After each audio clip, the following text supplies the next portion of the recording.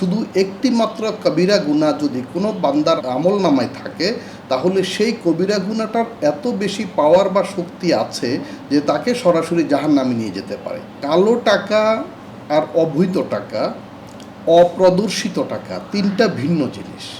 দুর্নীতিকাণ্ডে জড়িতদের ইসলামের বিধিবিধান অনুযায়ী কি শাস্তির কথা বলা হয়েছে?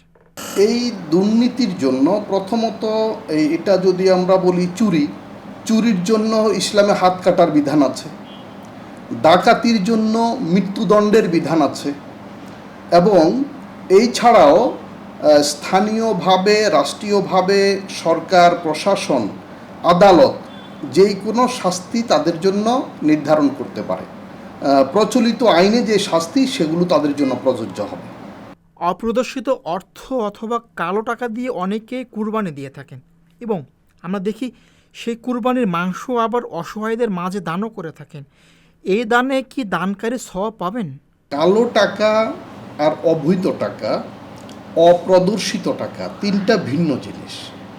তো অপ্রদর্শিত টাকা মানে হলো যেটি সরকারকে ট্যাক্স দিয়ে সেটি প্রকাশ করা হয়নি, এটিকে অপ্রদর্শিত টাকা বলা হয়। কালো টাকার নানান ব্যাখ্যা আছে।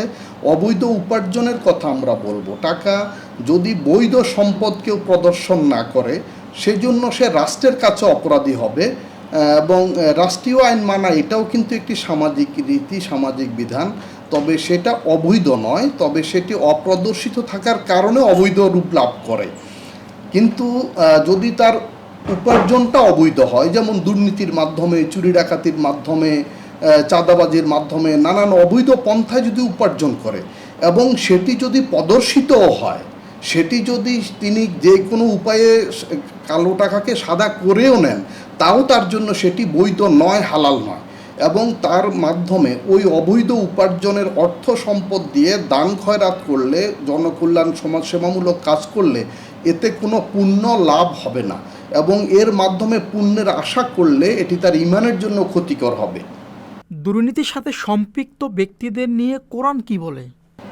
কোরআনে কারিমে আল্লাহ রাব্বুল আলামিন বলেছেন যে তোমরা কারো সম্পদ অন্যায়ভাবে, অবৈধভাবে আত্মসাৎ করবে না। সুতরাং অবৈধভাবে কোনো কারো সম্পদ, অর্থাৎ অবৈধ পন্থায় জনগণের সম্পদ বা কোনো ব্যক্তির সম্পদ আত্মসাৎ করা, সেটি কোনোভাবেই জায়েজ নয়, বৈধ নয়। এবং কোরআনে কারিমে বলা হয়েছে এটি হলো আগুন বক্ষণ করা, অর্থাৎ জাহান্নামে যাওয়ার পথ তৈরি করা। যেই সকল বিষয়ে সরাসরি জাহান্নামের কথা বলা হয় অথবা সরাসরি শাস্তির কথা বলা হয়, সেগুলোকে ফকিগণ কবিরা গুনাহ বলে নির্ধারণ করেছেন। অর্থাৎ কবিরা গুনাহ হলো এমন পাপ যা তওবা ছাড়া তো মাফ হয় না, এবং যদি সেটি বান্দার হক হয়ে থাকে, বান্দা ক্ষমা না করলে সেটি ক্ষমা হবে না। এবং এরকম অপরাধ যদি কারো আমল নামায় একটি মাত্র থাকে, সে হাজারো পুণ্য তার আছে, অন্য কোনো অপরাধ নেই, শুধু একটি মাত্র কবিরা গুনাহ যদি কোনো বান্দার আমল নামায় থাকে, তাহলে সেই কবিরা গুনাহটার এত বেশি পাওয়ার বা শক্তি আছে যে তাকে সরাসরি জাহান্নামে নিয়ে যেতে পারে।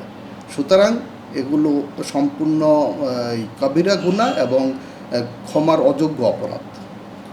সংবাদ, ফিচার ও অনুষ্ঠানের জন্য ভিজিট করুন সংবাদ প্রকাশের ওয়েবসাইট এবং যুক্ত থাকুন ফেসবুক পেজ ও ইউটিউব চ্যানেলের সঙ্গে।